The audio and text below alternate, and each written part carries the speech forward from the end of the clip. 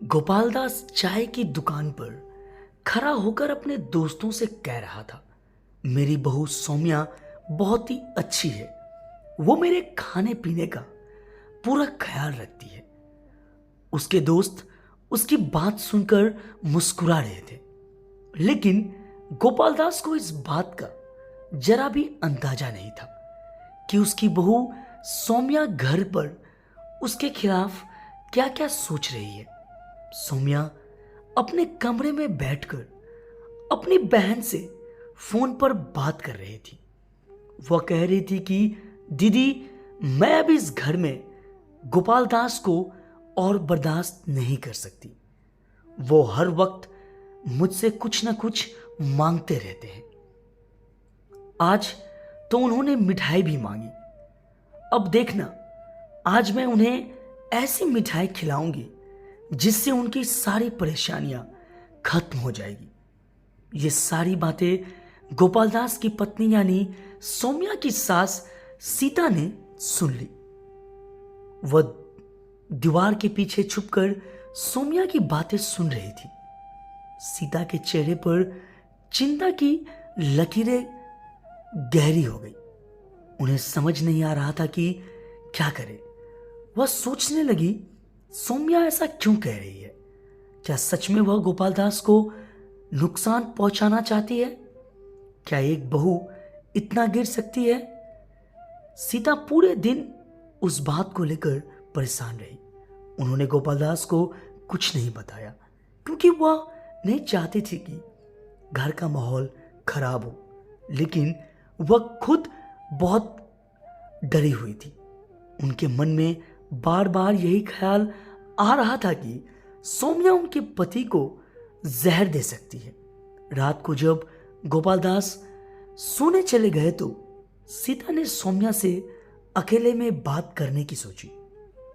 वह उसके कमरे में गई और बोली, सौम्या, मैं तुमसे कुछ पूछना चाहती हूं। सौम्या ने उनकी तरफ देखा और बोली, हाँ माँ जी, पूछिए। सीता ने सीधे सवाल किया, तुमने अपनी बहन से फोन पर क्या कहा था कि बुढ़े को ऐसी मिठाई खिलाऊंगी जिससे वो हमेशा के लिए सो जाएगा? सौम्या यह सुनकर चौंक गई, लेकिन वह जल्दी संभल गई और बोली, माँ जी, आप शायद गलत समझ रही हैं। मैंने ऐसा कुछ नहीं कहा। सौम्या की बात सुनकर सीता देवी का शक और बढ़ गया। वह जानती थी कि सीमा झूठ बोल रही है, लेकिन उन्होंने फिर भी कुछ नहीं कहा और चुपचाप कमरे से बाहर चली गई। अगले दिन गोपाल दास ने सौम्या से कहा, बहू, मुझे वही मिठाई देना जो मेरा बेटा राजू मेरे लिए शहर से लेकर आया है। सौम्या ने मिठाई निकालकर गोपाल दास को दी, लेकिन सीता की नजरें सौम्या की हर काम पर थी। वह यह देखने के लिए उत्सुक थी कि सौम्या मिठाई में कुछ मिलाती है या नहीं। जैसे ही गोपाल दास मिठाई खाने लगे, सीता ने उनका हाथ पकड़ लिया और बोली, रुको गोपाल, यह मिठाई मत खाओ। मुझे शक है कि इसमें कुछ मिलाया गया है। गोपाल ने हैरानी से अपनी पत्नी की तरफ देखा और बोला, क्या हुआ सीता, तुम ऐसा क्यों कह रही हो? सीता ने सौम्या की तरफ इशारा करते हुए कहा, बहू तुम्हें नुकसान पहुंचाना चाहती है।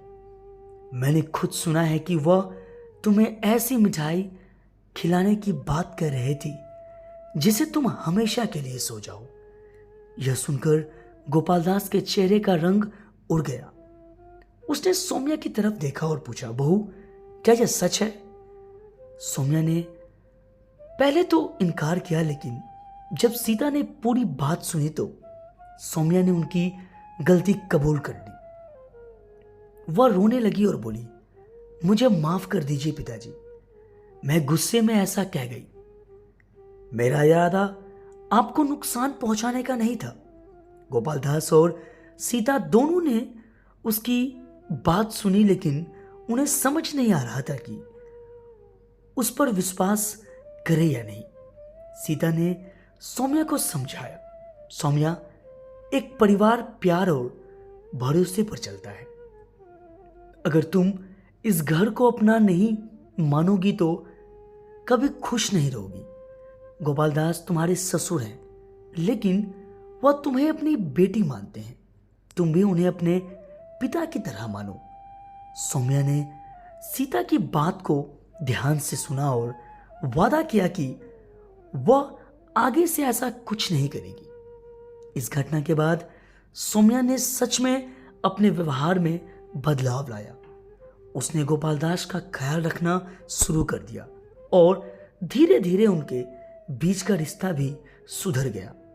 यह कहानी हमें सिखाती है कि परिवार में गलत फहमियां हो सकती है, लेकिन अगर हम समय पर बात करें और रिश्तों को समझने की कोशिश करें तो किसी भी समस्या का समाधान निकला जा सकता है। प्यार और भरोसा ही परिवार को एकजुट रखता है।